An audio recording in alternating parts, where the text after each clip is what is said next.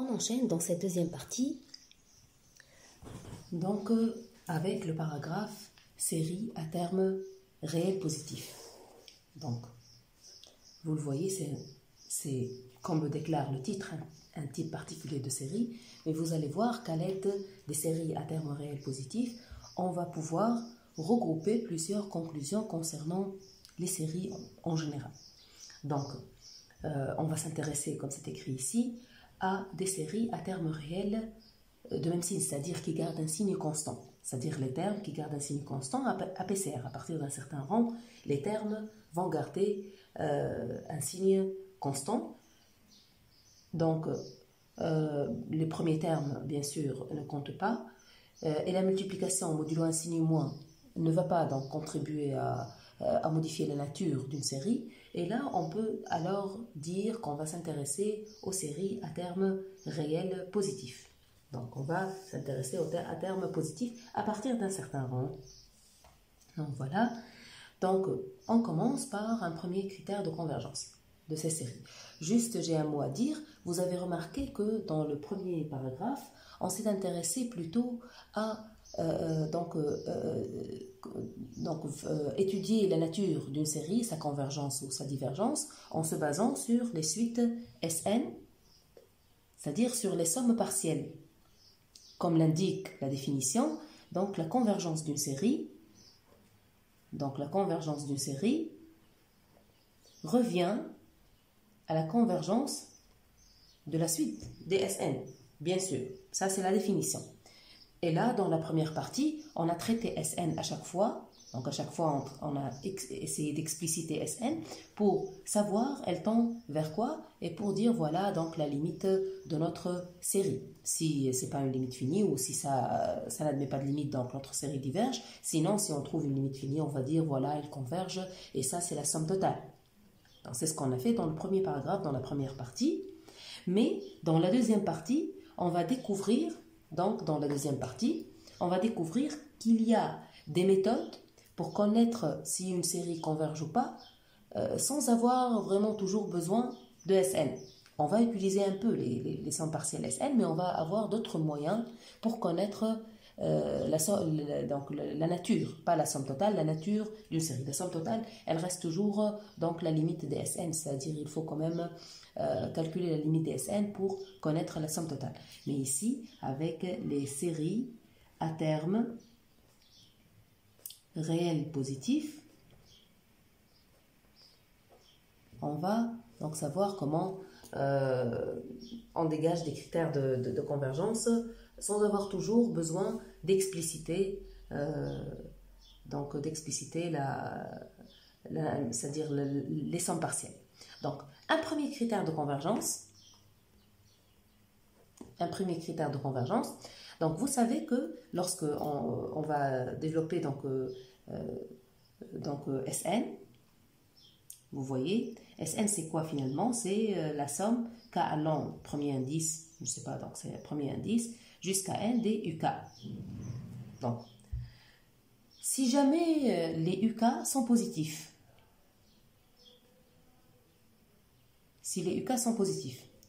on a, donc, on va voir Sn plus 1 moins Sn, qui est toujours égal à Un plus 1, qui va être positif. Bon, même si c'est là. Donc, et là, vous aurez Sn croissante. Et là, on a un rappel pour les suites croissantes. Vous savez qu'une suite est croissante seulement si elle est majorée. Et puis, si elle n'est pas majorée, elle sera divergente vers plus l'infini. Donc, il n'y a pas d'autre choix pour une suite croissante. Donc, vous obtenez, du moment où votre terme est positif, le terme UK, le terme UN, c'est-à-dire est positif, vous obtenez une suite de sommes partielles croissantes. Et une suite croissante, c'est-à-dire sa convergence, elle est équivalente à être majorée. Donc, la série converge, c'est-à-dire la série sigma UN converge, devient maintenant équivalent. Bien sûr, par définition, c'est équivalent à Sn converge. Mais puisque dans ce cas, avec UN est positif, Sn devient croissante, donc devient équivalent à la suite Sn est majorée. Bien sûr, la suite Sn, c'est-à-dire on arrive à majorer Sn par une constante indépendante de n, indépendamment de n. On arrive à majorer ça par une constante indépendamment de. Donc, c'est ce que dit le théorème. Donc, avec le rappel, une suite réelle croissante est convergente si et seulement si elle est majorée. En particulier, si votre suite UN est une suite à terme positif, alors votre suite partielle, votre suite des sommes partielles sera croissante, comme on l'a expliqué ici.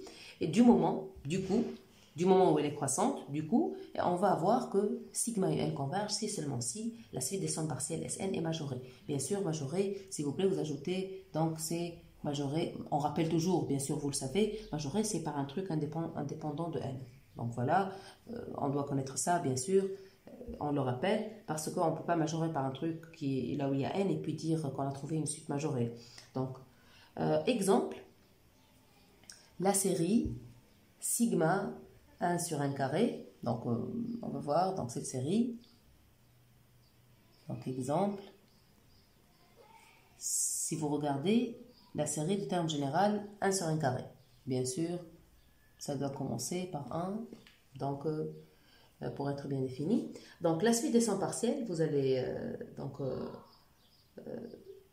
on le voit, donc cette suite, avec un petit calcul, on va voir, donc c'est 1 plus la somme à partir de 2, donc ça c'est pour n supérieur ou égal à 2, mais bien sûr c'est pas grave, tu la majores à partir de 2, et voilà, donc ça devient majoré quel que soit n, parce que avant un certain rang, bien sûr c'est majoré pour un nombre fini de termes, donc 1 sur k carré, et puis on va majorer ici par donc 1 sur kk-1 par une petite somme télescopique, parce que là c'est facile de décrire la somme, c'est calculable, donc, et là c'est égal, exact, à, donc vous savez comme on l'a fait dans l'exemple, donc plus haut dans le cours, donc précédemment dans le cours, comme on l'a fait dans l'exemple, et là vous trouvez que c'est 1 moins 1 sur n, et c'est inférieur à 2. Voilà, on arrive à majorer Sn par 2. Et 1 sur n carré est positif, c'est-à-dire le terme est positif. Série à terme positif avec somme partielle majorée. Série à terme positif avec somme partielle majorée. Et là, ça implique série qui converge. Une série qui converge. C'est une série à terme positif avec une somme partielle majorée. Donc, si on dit que la série, elle devient à terme positif APCR, et si UN est positif APCR,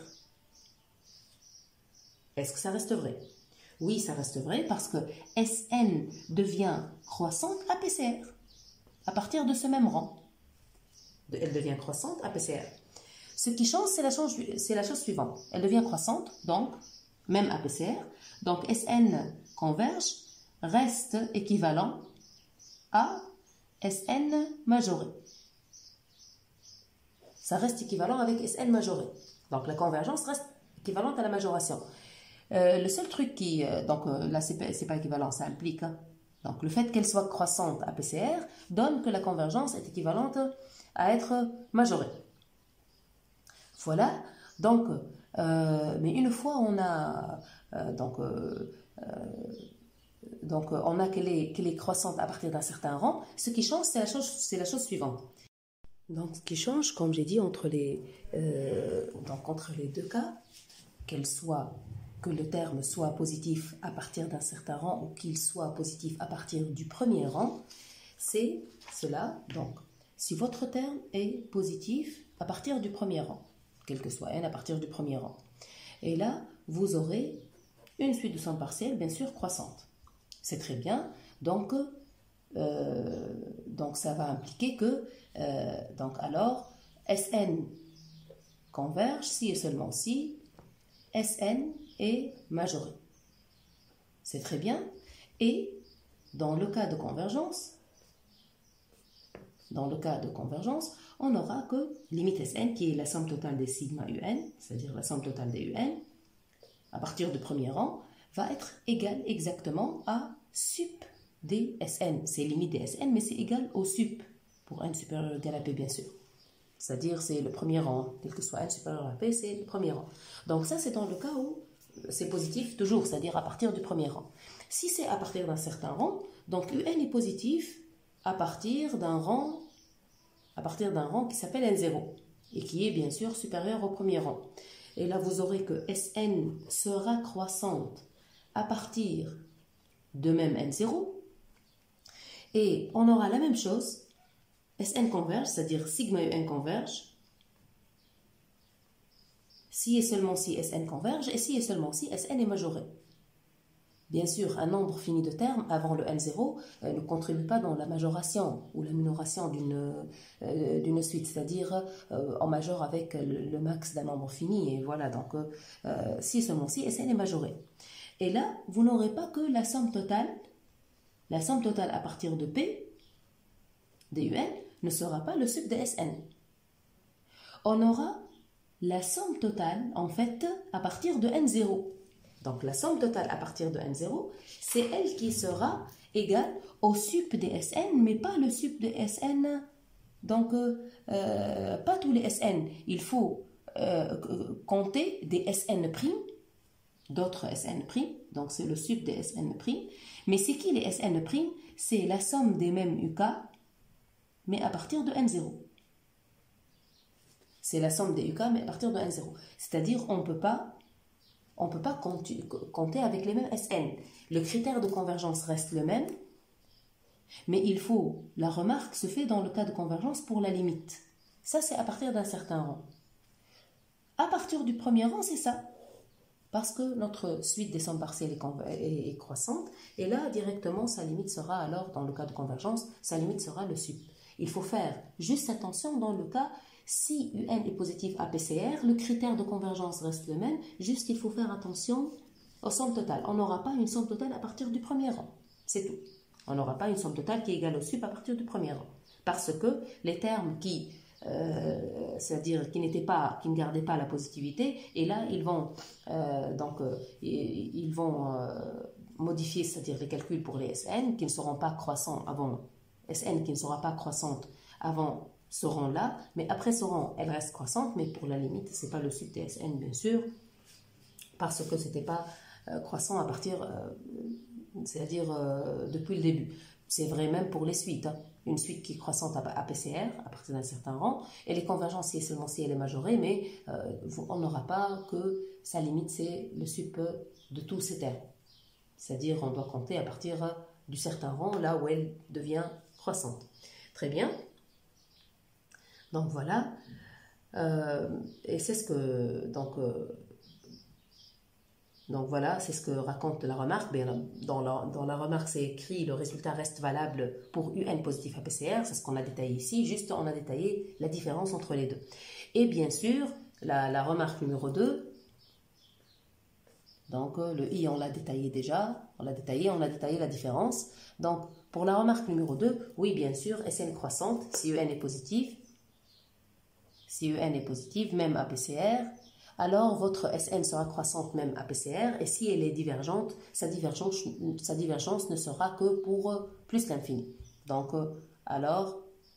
si un est positif et sigma un diverge, alors immédiatement, limite Sn ne peut pas être autre chose que plus l'infini. Dans le cas de divergence, ça ne peut être que plus l'infini. Donc voilà. Donc ça c'est un premier critère de convergence pour les séries à terme positif, même à PCR. Donc, c'est la majoration des sommes partielles. Lorsqu'on majore la suite des sommes partielles, et là, on est sûr que notre série converge. Donc, une des méthodes pour la nature de convergence, c'est majorer la somme, c'est-à-dire les sommes en fait. C'est-à-dire la somme Sn, les sommes partielles. Si on arrive à faire ça, directement on a la convergence. Mais bien sûr, bien évidemment, le fait de les majorer ne donne pas directement la somme totale, sauf si, en calculant le sup, etc. Mais le fait de majorer les sommes partielles ne donne pas directement la somme totale. Ne donne pas le calcul de la somme totale, mais donne quand même la convergence, c'est très bien. Majorer les sommes partielles donnera la convergence comme méthode de travail. Comme méthode de travail, donc, majorer les sommes partielles donnera la convergence. Voilà. Et on a dit c'est même équivalent, hein. Mais comme méthode de travail, tu majores les sommes partielles et là, tu obtiens la convergence. Donc, un deuxième critère de convergence pour les séries à terme réel positif. Donc, un deuxième critère, c'est ce qu'on appelle le critère de comparaison. Donc, le critère de comparaison, et là, pour comparer, on dispose de deux séries. Lorsqu'on a deux séries, donc, un deuxième critère, le critère de comparaison. Donc, ce qu'on a détaillé au début, c'était un premier critère. Un deuxième critère, c'est le critère de comparaison. C'est un critère très important. Donc là, je vous dis, ça c'est top important. Donc, le critère de comparaison, c'est vraiment un critère qu'on utilise dans 90% des cas. Lorsque la question est étudier la nature de convergence. La question ici ne sera pas calculer somme totale. Ce qu'on va voir dans ce paragraphe n'est pas vraiment destiné à calculer une somme totale. C'est destiné à connaître la nature de convergence. Donc, ce paragraphe-là, cette deuxième partie, est plutôt destiné à connaître la nature de convergence. Ici, on dispose, comme vous le voyez, de deux suites UN et VN à terme réel, et telles que APCR, elles deviennent positives, et aussi, on a une comparaison UN qui est inférieure à VN. Donc, à partir d'un certain rang, elles sont positives et vérifient cette inégalité. Alors, on aura, le théorème, il vous dit, la proposition, elle vous dit ça, vous aurez que si la série de termes le plus grand converge, alors, forcément, la série au terme plus petit converge aussi. Et, bon, par contraposé, disons, si la série de termes le plus petit diverge, elle va entraîner que la série de termes le plus grand diverge à son tour. Très bien. Comment le montrer, la preuve? On va écrire un peu les sommes partielles. On ne va pas s'intéresser avant le terme N0 parce que pour la nature, un nombre fini de termes ne change pas la nature. C'est-à-dire, on peut même supposer que les termes à partir de N0, avant N0 étaient nuls. C'est-à-dire, on peut ne pas les compter. En fait, on peut même ne pas les compter. Donc, et on peut compter les Sn à partir de N0. C'est comme si la suite a commencé à partir de N0. Et là, vous avez bien que donc ça marche de cette façon. La somme des UK, elle va être inférieure à la somme des VK. Parce que déjà, on a dit à partir de N0, les termes deviennent comme ça. Donc, et bien sûr, ça devient positif de l'autre côté, bien sûr, les termes deviennent positifs. Et puis, ça devient comme ça. Donc, on va dire quoi? Ça, c'est notre, disons, Sn'. On les a appelés Sn et Sn'. À partir de N0, hein, on parle à partir de N0. Comme on a dit, comme un nombre fini de termes ne contribue pas dans la nature d'une série, ne modifie pas, n'influence pas la nature d'une série, on peut même supposer que les termes avant N0 qui sont même absents, c'est-à-dire nuls, on peut même les enlever et compter à partir de N0. Donc, si on les regarde comme ça, si on suppose, comme dans I, donc sigma Vn converge, ça veut dire que Sn', la suite des Sn' est majorée. Bien sûr, car les Vn sont positifs. Car c'est une série à terme réel positif.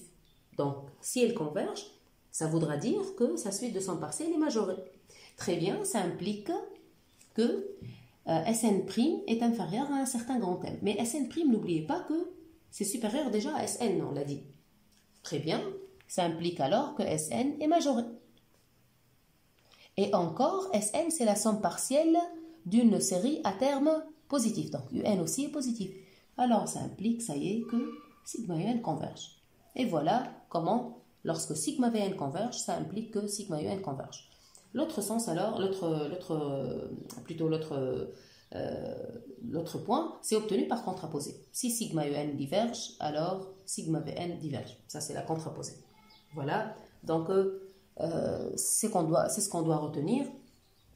Donc, deux séries à terme réel positif, si elles sont donc si elles vérifient donc cet ordre-là, si elles sont ordonnées de cette façon-là, donc la comparaison, si on a cette façon-là, c'est-à-dire si la sigma de la plus grande converge, elle va entraîner que la sigma de la plus petite converge, et si la sigma de la plus petite diverge, ça va entraîner que la sigma de la plus grande diverge. Ça marche un peu en analogie avec dans les suites, si limite égale à plus l'infini de la plus petite, l'autre va être plus l'infini, si la limite égale à moins l'infini de la plus grande, l'autre va être égale à moins l'infini. Bien sûr, ce n'est pas la même chose, mais c'est juste une analogie hein, pour apprendre la proposition.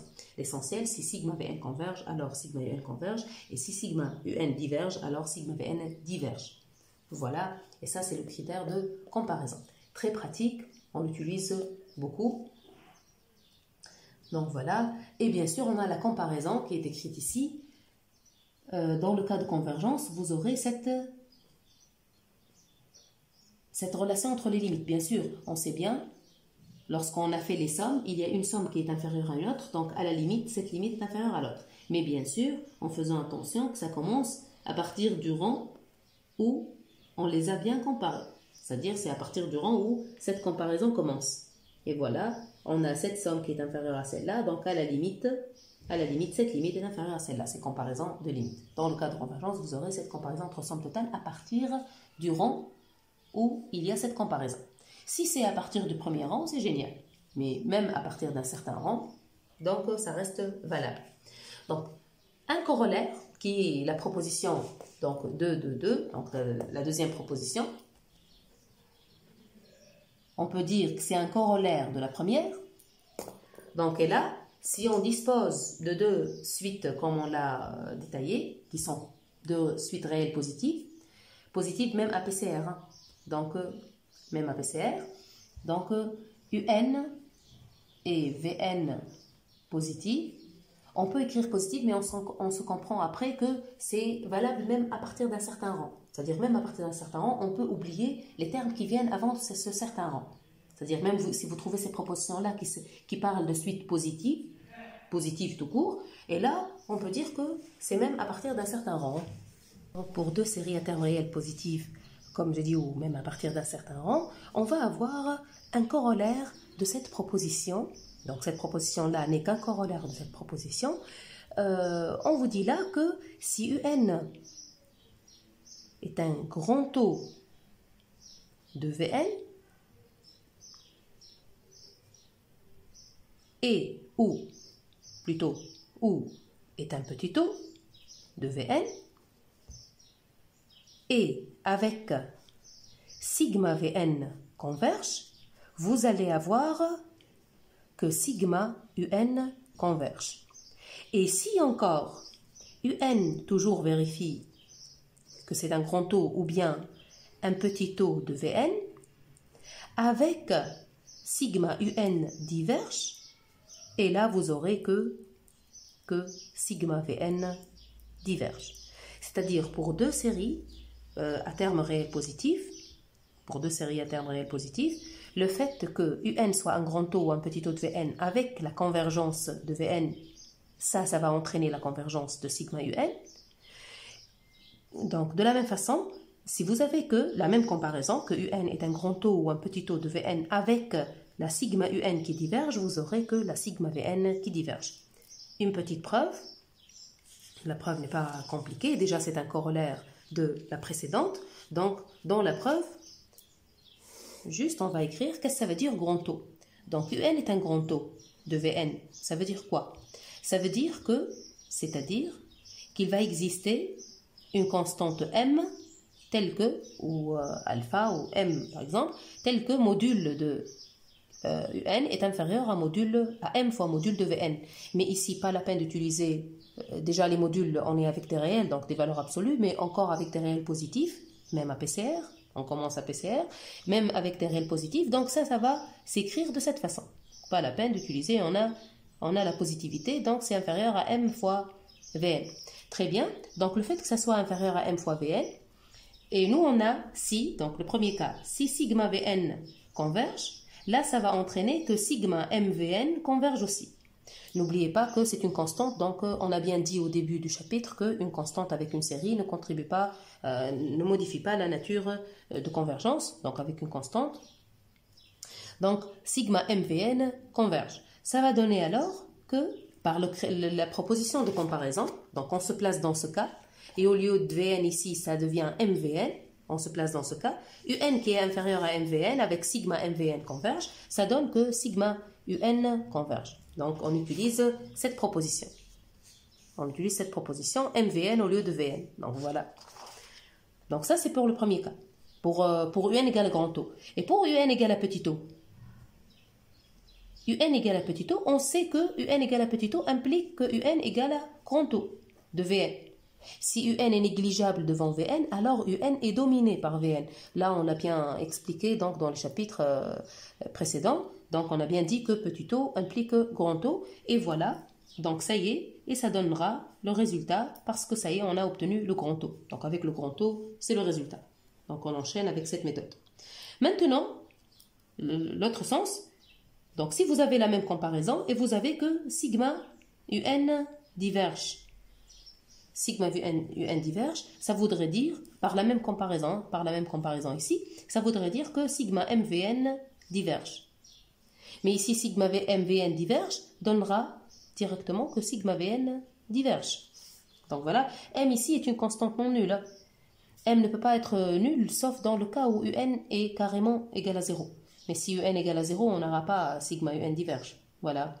Donc, M ici, c'est la constante non nulle. Donc, vous le voyez, même dans les deux cas, M est non nul.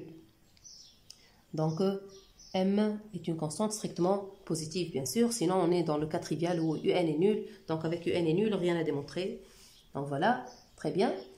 Donc, c'est ce qui est, c'est ce qui est écrit dans la preuve. Ici, j'ai juste donné quelques détails, disons. Mais ça reste facile. Donc, si vous avez UN inférieur à MVN, vous avez la conclusion avec la proposition précédente, que ce soit dans le cas de convergence de Vn ou que ce soit dans le cas de divergence de Vn, donc de UN. Donc ici, voilà, vous avez que cette proposition n'est qu'un corollaire de la précédente. Donc, ce qu'on retient maintenant est que, et maintenant même, le cas UN inférieur à Vn, ça devient un sous-cas de grand O. Le fait que ça soit inférieur, tout court, c'est un sous-cas de grand O avec M égale à 1. Donc ici, pour regrouper, vous pouvez même écrire comme un cas général. Un cas général, c'est si UN est un grand O de Vn ou petit o, avec, dès le début, UN et Vn réel positif à PCR. Si vous avez grand O ou petit o, alors vous aurez l'un des deux résultats qui est ou bien sigma Vn converge implique sigma Un converge et le deuxième c'est sigma Un diverge implique sigma Vn diverge. Donc voilà, si vous avez les deux suites réel positif à PCR et vous avez que Un est un grand O ou petit o de Vn. Et là, vous aurez que la convergence de sigma Vn entraîne la convergence de sigma Un et la divergence de sigma Un entraîne la divergence de sigma Vn. Et là, vous pouvez regrouper tous les cas. Déjà, le cas inférieur ou égal, c'est un sous-cas de grand O. Donc, vous pouvez écrire les trois cas. Ou bien inférieur, ou bien grand O, ou bien petit o, donnera ces résultats-là. Les résultats de comparaison. Et bien sûr, donc jusque-là, on a dit que ça doit être réel positif à PCR. Bien sûr, après, on va écrire, on va détailler d'autres cas qui se ramèneront au réel positif. Donc on aura d'autres cas qui vont se ramener à des séries de réels positifs. Donc jusque-là, voilà le résultat de comparaison.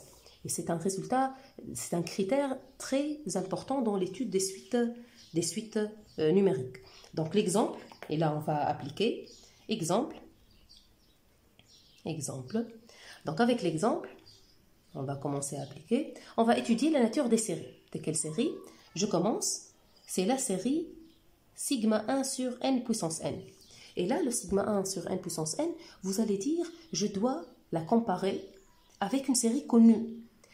Jusque-là, vous connaissez la série géométrique, donc la série géométrique et la série exponentielle. On appelle les séries de référence la série géométrique, sigma q puissance n, elle est convergente si et seulement si module de q, la raison est inférieure strictement à 1, et sa somme totale dans le cas de convergence de 0, n allant de 0 à l'infini, est égale à 1 sur 1 moins q, et puis il y a la série exponentielle, la série sigma x puissance n sur factoriel n, bien sûr x est un réel quelconque, elle est convergente quel que soit x, n'importe quel réel choisi ici, et puis vous aurez que sa série, en cas de convergence de 0 à plus l'infini, elle converge vers exponentielle x.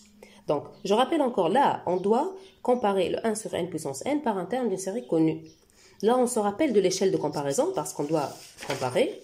On rappelle l'échelle de comparaison des suites de référence. Il y a le log n puissance n, le log n puissance alpha, n'importe quel alpha réel, est négligeable devant les puissances de n, avec ici une puissance positive, pour pouvoir dominer le log. Donc ici, et puis les géométriques, a puissance n, mais avec une raison strictement supérieure à 1 ici, pour pouvoir dominer, même avec un module, hein, module de a strictement supérieur à 1, là pour pouvoir dominer les polynômes, disons, et puis, donc, c'est négligeable devant les factoriels devant la factorielle qui est négligeable devant le n puissance n. Et là, on voit bien qu'on pourrait utiliser cette comparaison. On a bien factoriel n, on sait que factoriel n est un petit taux de n puissance n, ça va impliquer, en passant à l'inverse, on a bien dit dans les propriétés de comparaison des suites ou même des fonctions, donc on peut passer à l'inverse dans ces relations. En inversant, ça marche un peu comme la relation inférieure, hein, inférieure ou égale. Donc si c'est inférieur, en passant à l'inverse, ça donne donc l'inégalité renversée. Donc c'est 1 sur n puissance n qui est petit taux de 1 sur n factoriel. C'est très bien. Et les deux séries sont à terme positif. Donc on se place alors dans ce cas. Les deux séries sont à terme positif. On est dans ce cas. Un est un petit taux de Vn. Un est un petit taux de Vn. Les deux sont à terme positif. Et un est un petit taux de Vn. Donc on cherche à que la plus grande soit convergente. Parce que nous, on cherche la nature de cette série. Et on a le 1 sur n puissance n qui est un petit taux de 1 sur n factoriel. On dit or, deux choses. Tout le monde est positif. On est avec des séries positives. Et le sigma 1 sur factoriel n converge. Pourquoi? C'est la série exponentielle. C'est la série exponentielle 1, déjà. C'est exponentielle avec x égale à 1. Avec x est égal à 1. Donc ça y est, c'est la série exponentielle avec un x qui est égal à 1. Et converge vers e, déjà. Ça converge vers e. L'essentiel, que ça converge. On cherche ici donc, on est en train d'étudier juste la nature de convergence. Ça y est, d'où la série sigma 1 sur n puissance n converge aussi. Très bien. Donc, on aurait pu même comparer avec une géométrique. Hein. Donc, en inversant, on obtient une géométrique avec un module strict inférieur à 1, et là, on obtient une géométrique convergente. On pourrait le faire. Mais on a trouvé une factorielle, donc on a comparé avec série exponentielle. N'importe quelle comparaison, l'essentiel de comparer avec un truc qui converge. On pourrait même comparer avec n carré, parce que déjà, on a montré dans un exemple précédent que sigma 1 sur n carré converge. Donc, on pourrait comparer avec n carré. En inversant, on obtient 1 sur n puissance n est un petit taux de 1 sur n carré. Et dans un exemple précédent, on a montré que sigma 1 sur n carré converge. C'est-à-dire, on peut comparer par n'importe quelle suite, par n'importe quelle série, n'importe quel terme d'une série. L'essentiel est de bien appliquer donc la comparaison. Ici, on l'applique. Jusque-là, on est dans le paragraphe série à terme positif. Donc, on vérifie que les deux sont positifs. Et puis, on dit que c'est la plus grande qui converge, alors la plus petite converge aussi. Donc voilà, donc on ne parle pas ici de termes qui convergent, mais on parle de séries. Jusque-là, on a dit on vérifie que les deux sont positifs. Après, on va un peu généraliser ce résultat. Jusque-là, on est en train d'appliquer le résultat qu'on vient de voir, ce résultat-là. Mais après, on va généraliser un peu ces résultats-là. Le deuxième exemple, sigma exponentielle moins n carré. Et là, vous pouvez effectuer votre comparaison par n'importe quelle manière que vous voulez. Vous pouvez voir par exemple que n carré fois exponentielle moins n carré, qui donc la limite, lorsque n tend vers plus l'infini, là on le sait, l'exponentielle l'emporte, est égale à 0. Mais ça n'est autre que limite exponentielle moins n carré sur 1 sur n carré. Mais là, c'est la comparaison entre exponentielle moins 1 carré et 1 sur n carré. Ce qui donne directement que exponentielle moins 1 carré est un petit taux de 1 sur n carré. Pourquoi le 1 sur n carré? On a montré déjà auparavant que sigma 1 sur n carré, la série sigma 1 sur n carré, convergent. On l'a démontré dans un exemple précédent. Déjà dans l'exemple là où, donc à la page, donc exactement à la page 11, exactement à la page précédente, et là on a montré que sigma 1 sur 1 carré est une série convergente. Là on est en train de comparer avec une série convergente. Après, donc, ça va être une série de références. On ne l'a pas encore cité, mais tout au long de ce cours, vous allez remarquer que c'est une série de références. Jusque-là, on a montré qu'elle converge, on est en train de comparer avec cette série, avec le terme de cette série. Donc voilà, en calculant une limite. Déjà, on sait bien que exponentielle avec n'importe quel polynôme à côté, c'est exponentielle qui l'emporte. Donc on peut penser à ça. Donc vous pouvez même dire que, au lieu de faire cette limite, si vous avez bien retenu vos petits taux, etc., vous remarquez que n'importe quelle puissance est un petit taux de a puissance n du moment où a dépasse 1. Ça, c'est pas pour n'importe quel b réel, hein, même réel, c'est pas la peine d'être positif. Dans l'échelle de tout à l'heure, on a dit b positif parce que on voulait que ça domine le log. Hein. On a dit que ça doit être positif pour dominer le log. Mais pour le comparer avec ça, ça peut être n'importe quel réel. Donc, n'importe quelle puissance de n est un petit taux de a puissance n du moment où a dépasse 1. Donc voilà. Et là, j'applique. Donc, je l'applique pour a égale à e. Donc, je l'applique pour a égale à e.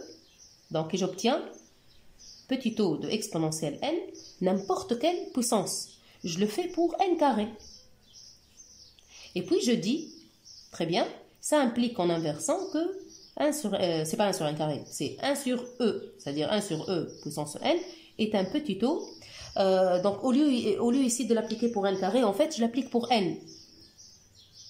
Juste pour après remplacer le n dans les deux par n carré.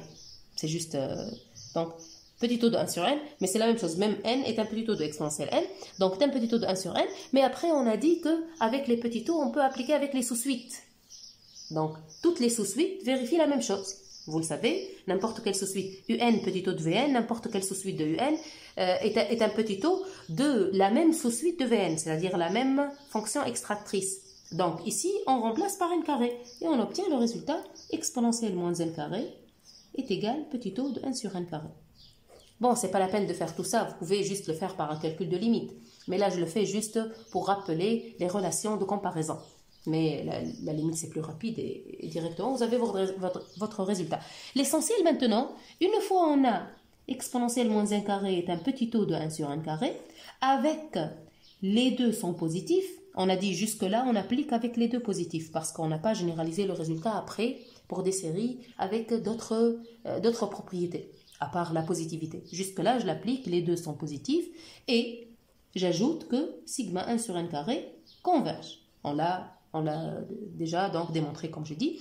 Et là, ça implique, ça y est, que sigma exponentielle moins 1 carré converge. Très bien. Très bien. Voilà, donc c'est ça, donc la convergence de notre série. Très bien. Ok, ça c'est la comparaison.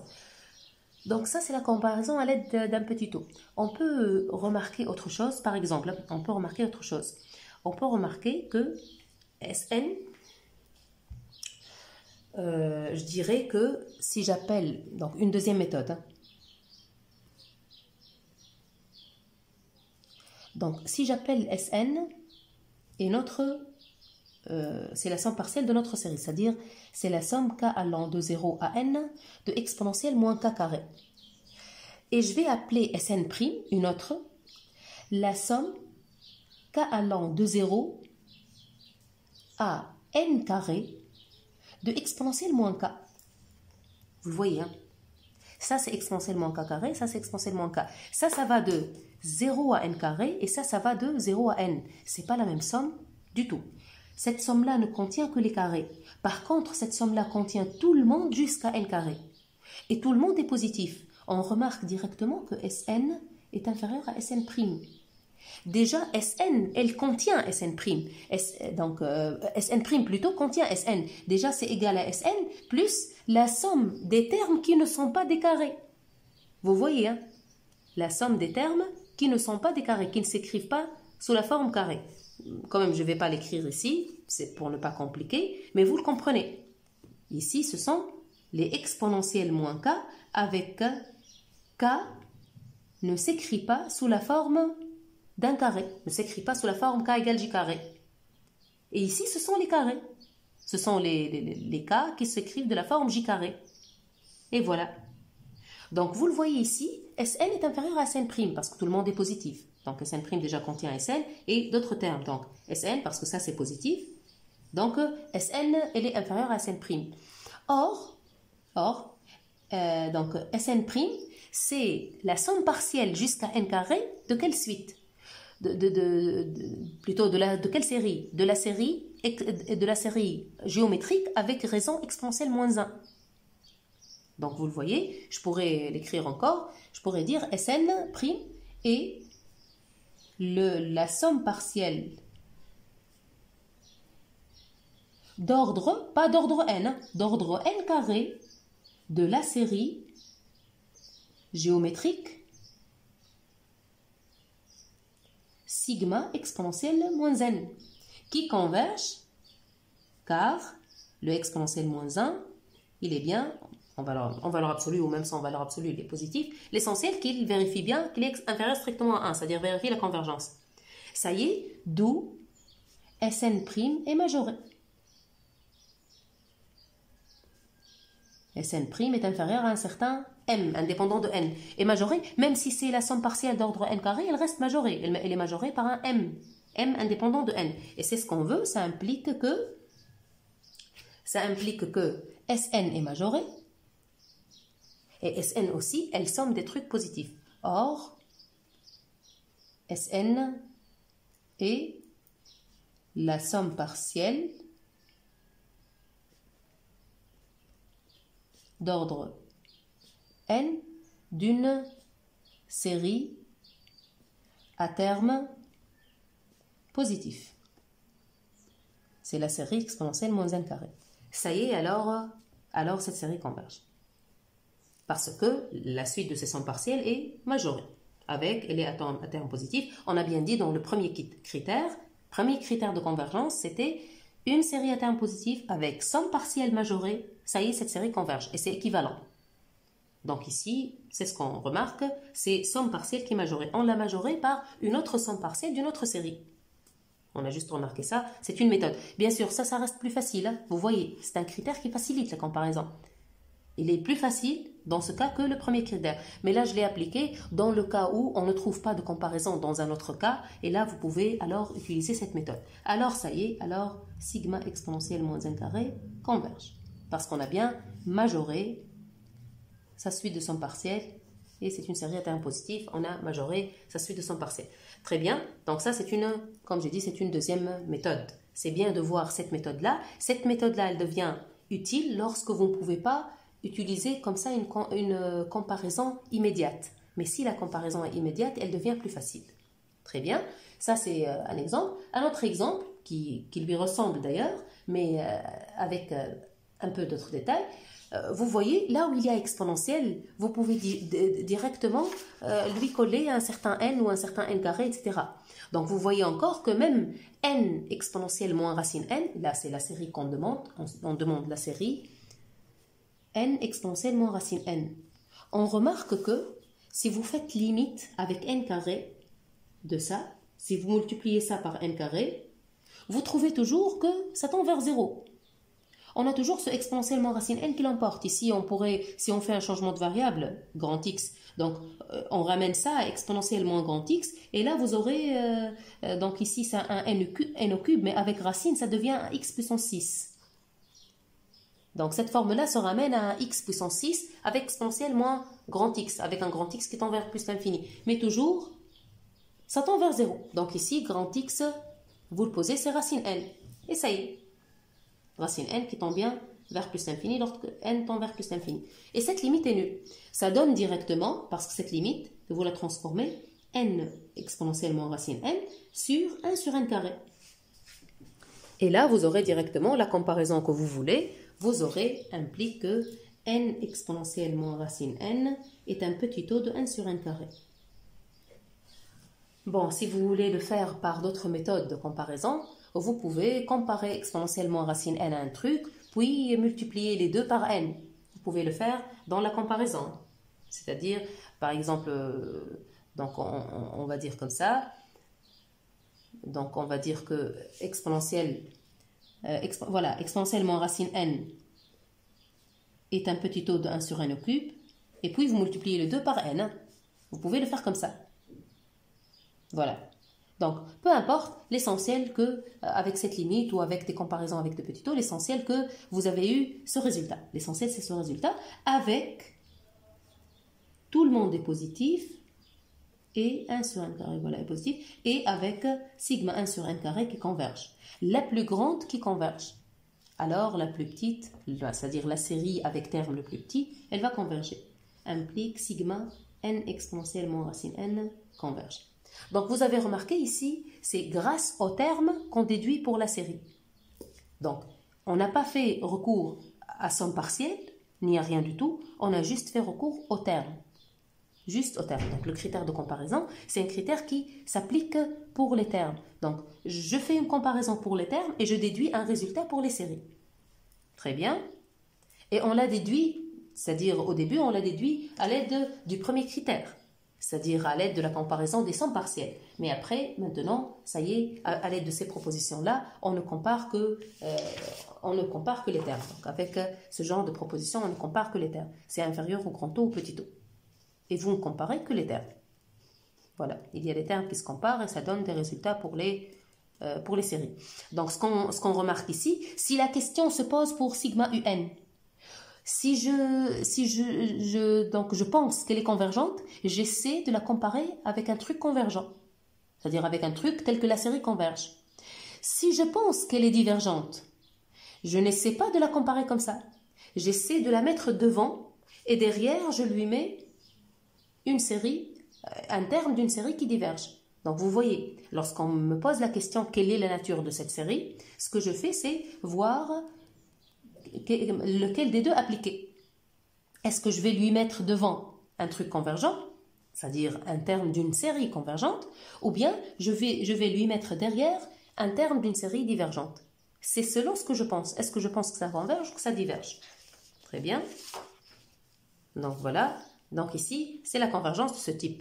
Donc de ce type de série. Et là, vous allez voir alors, si je fais l'autre exemple, qui ressemble d'ailleurs aux autres, c'est polynôme carrément, donc fois exponentielle moins n. Et là, ce n'est pas un secret, juste vous pouvez encore lui multiplier un n carré. Donc limite avec un n carré.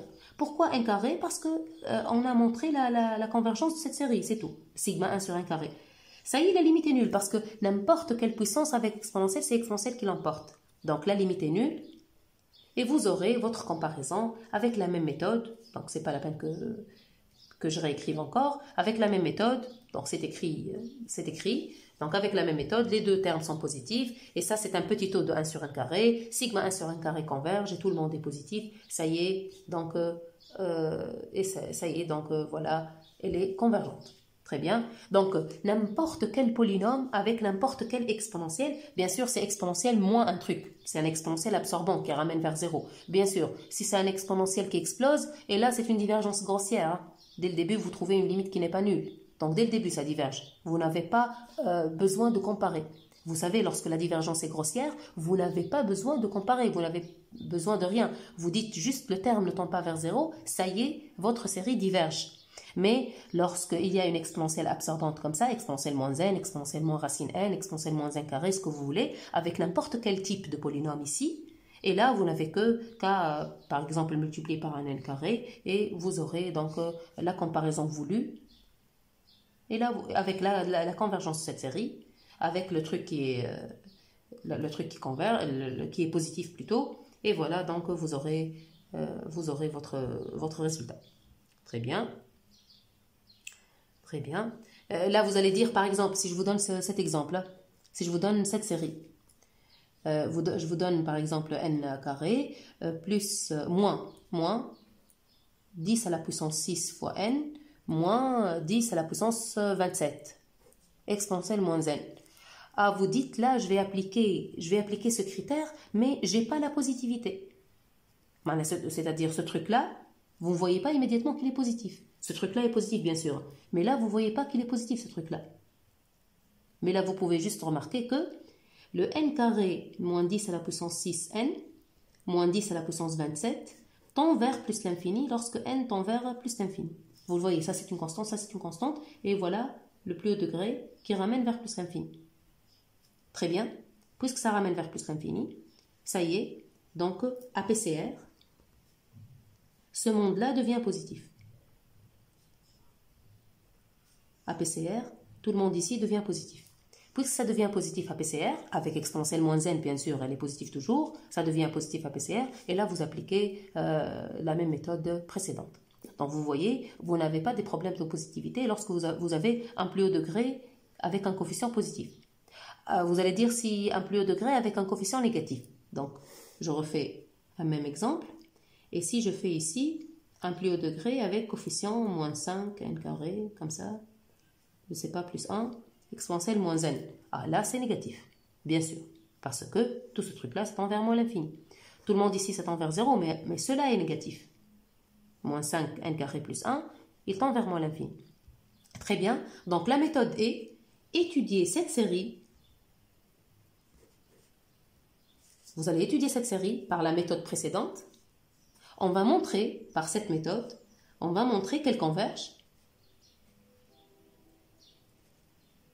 On va montrer que cette série, par la méthode précédente, on va montrer qu'elle converge. Cette série-là, donc cette série-là, on va montrer qu'elle converge. On va dire alors que la série qui est égale à moins cette série converge aussi.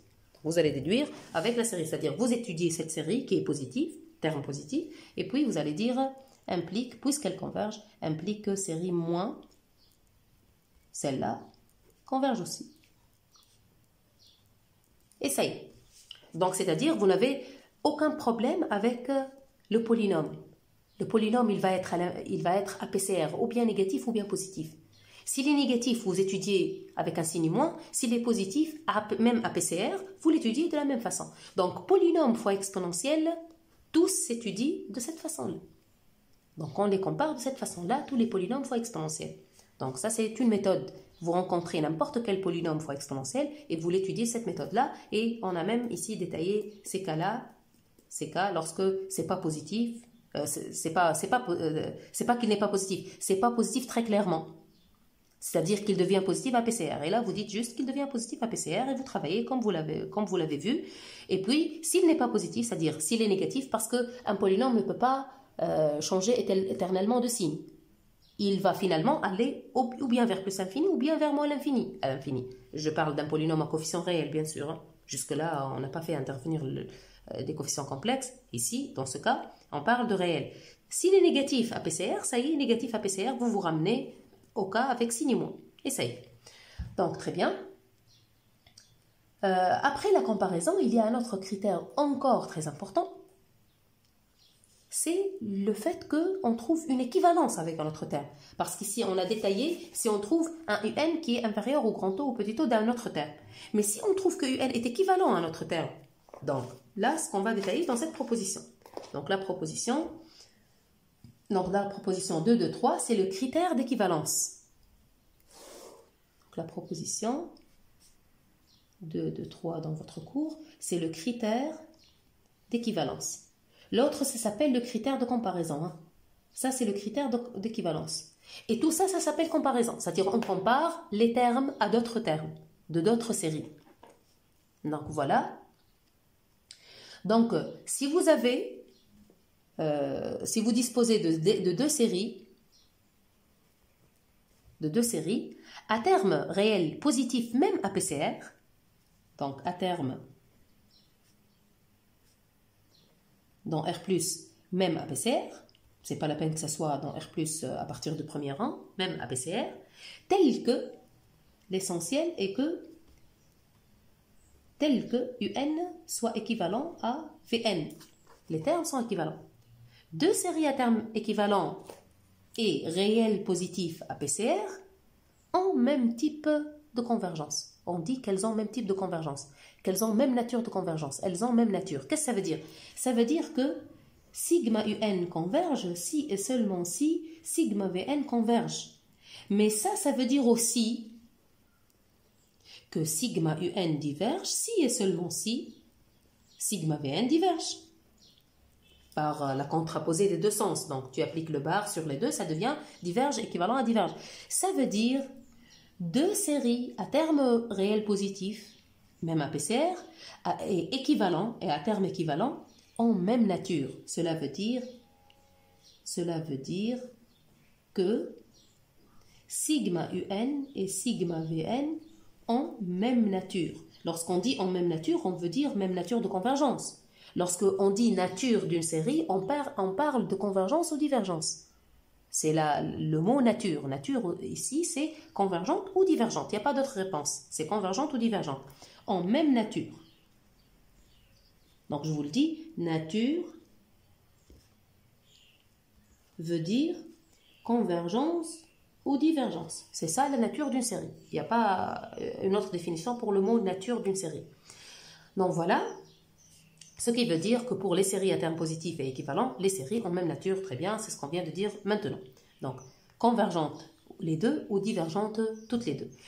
Dans le cas pratique, lorsque je montre que UN est équivalente à VN, et lorsque je connais VN et je cherche pour UN, le cas pratique va dire que c'est selon VN que va se comporter UN. C'est-à-dire, si sigma VN est convergente, sigma UN va l'être aussi, et si sigma VN divergente, sigma UN va l'être aussi. Ça, c'est bien sûr sous la condition que ça soit réel positif à PCR. Bon, pour la petite preuve, c'est pas une preuve très grande, pour la petite preuve, on sait bien, d'après le chapitre de la comparaison, que équivalent implique grand taux. Je rappelle pourquoi. Vous voyez que lorsqu'on a parlé de grand taux, c'était, ou bien d'équivalent, équivalent c'était ça. Donc voilà, c'est comme ça équivalent. Voilà. Et ça veut dire qu'à PCR, pour quel que soit epsilon, ou même si vous voulez, vous pouvez le remplacer par grand taux. Hein. C'est la même chose. L'essentiel que si vous l'écrivez par la définition, ça voudrait dire que APCR, ça va être ça. Donc voilà, APCR, on va avoir ça.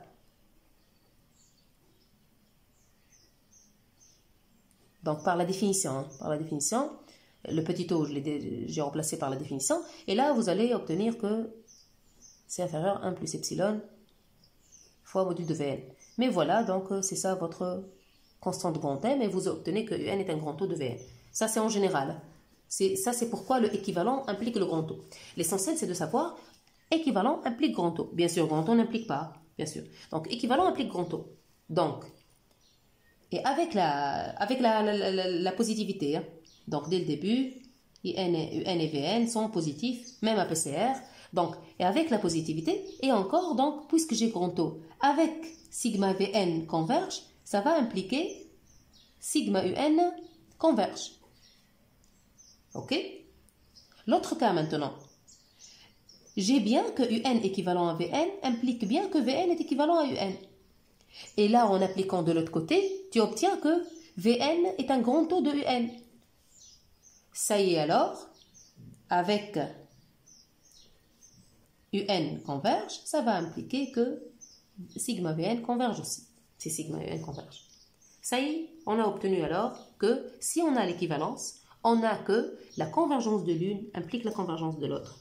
C'est équivalent. Donc on obtient que sigma Un converge est équivalent à sigma Vn converge, sous la condition de la positivité et de l'équivalence.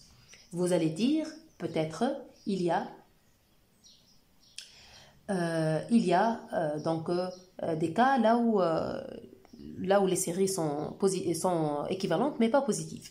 Bon, si c'est négatif, le résultat reste le même. Pourquoi si c'est négatif, le résultat reste le même? Parce qu'on aura des résultats pour le moins sigma UN et le moins sigma VN qui s'appliqueront pour le sigma UN et sigma VN, modulo un signe moins. Donc la question se pose pour les séries, pour les termes qui ne gardent pas un signe constant, c'est-à-dire qui alternent le signe. Donc qui changent de signe constamment, c'est-à-dire il n'y a pas APCR qu'elle garde un signe constant. Et là, on va voir si ce critère reste vrai ou pas. Donc ici, on a imposé que ce soit positif. On a dit, si c'est négatif aussi, c'est pas grave. Donc, quel est l'autre cas qui reste? C'est le cas où elle ne garde pas, le terme ne garde pas un signe constant. Donc, voilà les remarques. C'est ce que dit les remarques. Donc, la première remarque avant, deux séries à terme positives et équivalentes en même nature, mais bien entendu, pas forcément la même somme totale. Pour les sommes totales, bon, on peut avoir n'importe quoi. C'est-à-dire, elles peuvent être équivalentes et ne pas avoir les mêmes sommes totales. On pourrait trouver des exemples. Donc, dans des exercices, dans d'autres exercices, on pouvait donc extraire des exemples, exhiber des exemples. Mais la remarque la plus importante, c'est la deuxième que je viens de dire maintenant. Ce critère marche si les termes sont réels positifs à PCR. Et le même raisonnement est valable si les termes sont réels négatifs à PCR, on l'a dit, modulo un signe moins. Mais cela ne marche pas si les termes ne gardent pas un signe constant. Donc la réponse est non, ça ne marche pas si ça ne garde pas un signe constant à PCR. L'exercice suivant est un contre-exemple. Donc c'est un contre-exemple, ça veut dire qu'on va prouver qu'il y a deux termes équivalents, mais qui ne gardent pas un signe constant, et là on ne va pas trouver la même nature, c'est-à-dire on va trouver que l'une est convergente, l'autre est divergente. Donc on va alors faire cet exercice, l'exercice 2-2-1. C'est l'exercice 2-2-1. Donc, qu'est-ce qu'il dit cet exercice? Il vous pose la question au début. Si vous avez une suite AN réelle et décroissante vers une limite nulle, si elle est réelle décroissante vers 0, c'est-à-dire qu'elle est réelle positive. Voilà, parce qu'elle est décroissante. Donc, elle doit être supérieure à sa limite. Donc, une réelle décroissante de limite nulle, montrer que sigma moins 1 puissance n fois n converge. Là, je crois que c'est un exercice du DD, donc du DD du chapitre suite, le chapitre nombre réel et suite, là où vous avez fait pourquoi ça converge. Donc, les étapes de cet exercice étaient d'étudier, appeler Sn, k allant de 0 à n, moins 1 puissance k à k, et puis, vous allez étudier S de n, vous allez trouver que S de n est en fait, c'est S de n ou S de n plus 1 qui va être croissante. En fait, c'est S de n qui va être décroissante. S de n qui va être décroissante. Donc, S de n plus 1 qui va être croissante. S de n qui va être décroissante. Et vous allez montrer que limite de la différence est nulle, c'est-à-dire adjacente. S de n implique qu'elles vont être adjacentes. Adjacentes. Et là, vous allez montrer alors qu'elles convergent vers la même limite. Vers la même limite. La même limite. Du moment où vos deux sous-suites S de n et S de n plus 1 convergent vers la même limite, du coup, Sn converge aussi. Sn converge, alors série converge. C'est par définition, c'est la série qui converge. Donc c'est détaillé, les calculs sont détaillés. Voilà, vous avez l'étude de S de n, S de n plus 2, le S de n plus 1 et S de n. Donc, la différence entre les termes, la suite est décroissante à n, donc c'est l'argument qui va vous donner que chacune des deux est monotone, l'une est décroissante, l'autre est croissante. Et là, vous aurez, donc, vous allez faire S de n plus 1 moins S de n, et vous allez trouver alors qu'elle tend vers 0.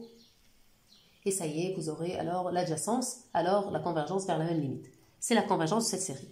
Ces séries-là sont appelées les séries alternées, hein. C'est-à-dire termes réels positifs décroissants, mais avec moins 1 puissance k, avec moins 1 puissance n. On les appelle les séries alternées. Très bien. Et c'est ça la méthode de la démonstration de leur convergence. Ça s'appelle les séries alternées, parce qu'elles alternent de moins 1 puissance. Ici, ce sont réels positifs qui tendent vers 0. Et là, c'est la méthode comment on démontre leur convergence. Donc, les séries alternées, avec AN qui tend vers 0, décroissantes vers la limite nulle, réelles décroissantes vers la limite nulle, avec moins 1 puissance n, sont des séries convergentes. Et c'est ça la méthode de démonstration. Bien sûr, cette question-là, si on la pose, on demande ces étapes-là. Même si on ne met pas ces étapes. En deuxième année, ça va devenir une proposition du cours, c'est-à-dire vous allez l'appliquer directement. Mais jusque-là, si on demande une question comme celle-là, une question montrer que la série converge, ce qu'on demande ici, c'est de réécrire, refaire ces étapes. Ça devient un truc classique, connu. Tu prends le S de n, le S de n plus 1, c'est un truc classique, et tu montres qu'elles sont adjacentes. Donc c'est un truc connu, classique, et déjà ça fait le sujet d'un exercice du chapitre suite. Mais là je vous le dis, c'est un exercice, c'est un truc classique. En deuxième année, ça va devenir un théorème du cours. Deuxième question, on vous demande de montrer que cette série converge. Et là, vous allez juste dire, le 1 sur racine n, elle est décroissante vers 0. Ça y est, d'après petit 1, c'est une série alternée. D'après petit 1, elle converge. On a dit, on les appelle séries alternées. Donc cette série, ça s'appelle série alternée. Et en deuxième année, vous allez appeler ça le critère spécial des séries alternées. Vous allez l'appeler comme ça en deuxième année. Le critère spécial des séries alternées, ça s'appelle le CSSA, le critère spécial des séries alternées. C'est comme ça qu'on le connaît en deuxième année. Voilà. Donc en première année, ce n'est pas dans le programme, c'est-à-dire on le fait comme exercice, comme vous le voulez, comme vous le voyez ici. Très bien. Donc on vous demande la convergence, elle est convergente immédiatement par la première question, par le critère spécial des séries alternées. Troisième question, déterminer la nature de la série. Donc on vous demande de déterminer la nature de cette série.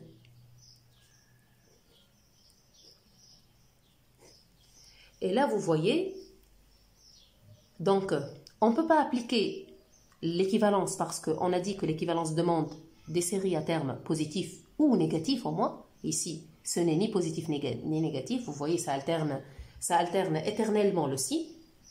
Ça alterne le signe jusqu'à l'infini. C'est-à-dire ça reste toujours un signe alterné, pair et impair. Et là, on ne peut pas appliquer alors l'équivalence. Parce que déjà, je vois que c'est équivalent à ça. C'est log 1 plus x qui tend vers 0, donc c'est équivalent à x. Vous le voyez, hein? C'est équivalent à ça. Mais on ne va pas appliquer alors l'équivalence. Avec des séries de ce genre-là, on n'a pas d'équivalence à appliquer, on n'a pas des comparaisons à appliquer, parce que déjà le série n'est pas positif, on n'a aucun outil. Je ne peux pas calculer non plus la somme partielle. Ici, la somme partielle n'est pas calculable. Il n'y a pas une somme télescopique ou un truc que je pourrais calculer. Donc, ce que je fais ici, une méthode, et c'est une méthode très importante, c'est un truc classique, c'est-à-dire c'est une méthode classique qui se répète toujours avec un type de série comme cela. Une méthode type serait d'appliquer un développement limité, parce que je n'ai rien à faire avec ça. L'équivalent ne me donne rien. Si l'équivalent ne me donne rien, l'équivalent c'est quoi l'équivalent? C'est le premier monôme que je vois dans le DL. Ce que je fais, c'est pousser le DL. On dit pousser le DL, c'est-à-dire augmenter le rang, jusqu'à obtenir un truc qui va me donner un résultat. Là, je rappelle le DL du log 1 plus x lorsque x est au voisinage de 0. Ici, on a un x au voisinage de 0 parce que cela tend vers 0, lorsque n tend vers plus l'infini. Vous le voyez bien sûr. Log 1 plus x, ça donne x moins x carré sur 2, je pourrais me limiter à ça à l'ordre 2. Et je vais voir ce que j'obtiens. Si ça ne me suffit pas, je pousse encore. C'est-à-dire si ça ne suffit pas pour conclure, je pourrais pousser encore.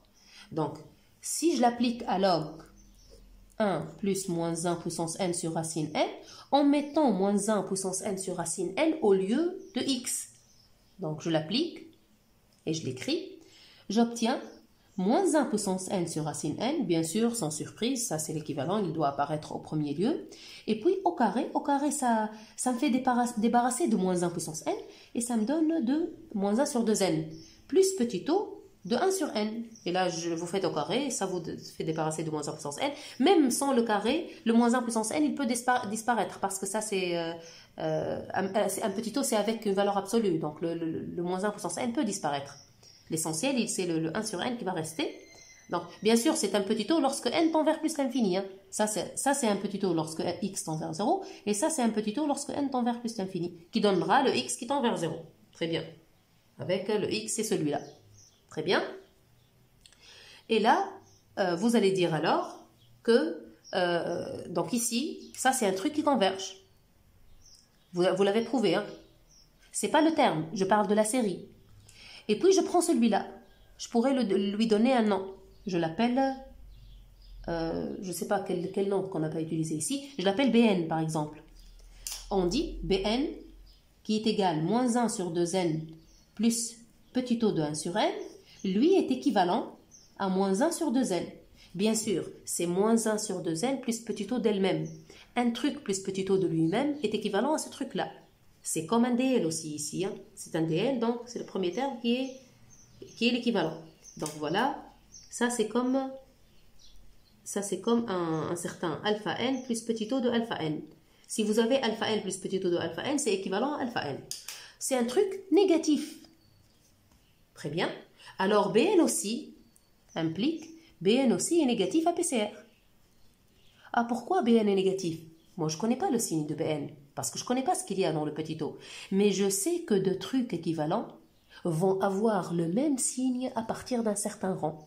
C'est vrai pour les suites, c'est vrai aussi pour les fonctions, vous le savez. Pour les fonctions, deux fonctions équivalentes au voisinage d'un point vont avoir le même signe au voisinage de ce point. Deux suites équivalentes vont avoir le même signe à PCR. Donc ça, c'est négatif.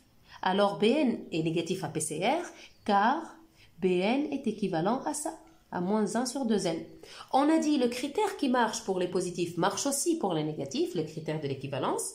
Donc, je vais dire et encore, donc et, la suite, la série sigma moins 1 sur 2n qui n'est autre que moins 1 demi fois la série sigma 1 sur n. Ah, la série sigma 1 sur n, n'oubliez pas, c'est une série de référence, on a parlé de ça, c'est la série harmonique. Ça, c'est la série harmonique, divergente, diverge. Multipliée par moins 1 demi, elle reste divergente. C'est la série harmonique, elle est divergente. Donc, c'est une série divergente. Ben voilà, c'est une série divergente. Alors, on va dire, alors, sigma Bn diverge aussi. Très bien, parce qu'elles sont équivalentes. Elle est équivalente avec un truc négatif et la série est divergente. Ça y est, alors elles ont même nature et sigma Bn est divergente. J'obtiens quoi? J'obtiens un terme d'une série convergente plus un terme d'une série divergente. On a bien dit, série convergente plus divergente donne divergente. On l'a dit avant, donc convergente plus divergente. Donc alors, sigma log 1 plus moins 1 puissance n sur racine n et la somme, elle va se décomposer, donc cette série-là, elle va se décomposer en somme de ces deux séries. Et la somme de sigma moins 1 puissance n sur racine n qui converge et sigma bn qui diverge. Alors, sigma log 1 plus moins 1 puissance n sur racine n diverge. La somme d'une série convergente et d'une série divergente. Elle diverge. Très bien. Ça y est alors. Finalement, ce qu'on nous demande, c'est de conclure. Conclure veut dire quoi? C'est-à-dire conclure par rapport à la remarque qu'on a fait auparavant, parce qu'on a dit c'est un contre-exemple. C'est un contre-exemple de quoi? Donc on va dire, on remarque que log 1 plus moins 1 puissance n sur racine n est équivalent à moins 1 puissance n sur racine n. Et or, celle-là converge et celle-là diverge. Une est convergente, l'autre est divergente. Pourtant, les termes sont équivalents. C'est dû à quoi en fait? Quel est le défaut? Le terme ne garde pas un signe constant à PCR. Il n'y a pas un signe constant, il alterne le signe. Donc, et l'autre diverge. Donc, le critère ne marche pas, d'où le critère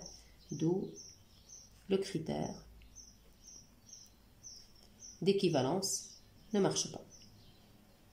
Ne marche pas si les termes ne gardent pas un signe constant à PCR. Très bien. ne garde pas un signe constant à PCR. Déjà, lorsque tu montres l'équivalence, et si tu trouves un seul qui garde un signe constant, l'autre aussi par équivalence. C'était le cas pour BN. On n'est pas obligé de chercher le signe de BN, puisqu'il est équivalent à moins 1 sur 2N, donc ça y est, à PCR, il devient négatif. C'est par équivalence qu'on trouve le signe. Déjà, l'équivalence, elle nous donne cette propriété des signes, c'est une propriété très importante. Deux suites équivalentes gardent le même signe à PCR. Donc voilà, elle est équivalente à un truc négatif, donc elle garde le signe négatif à PCR. Très bien.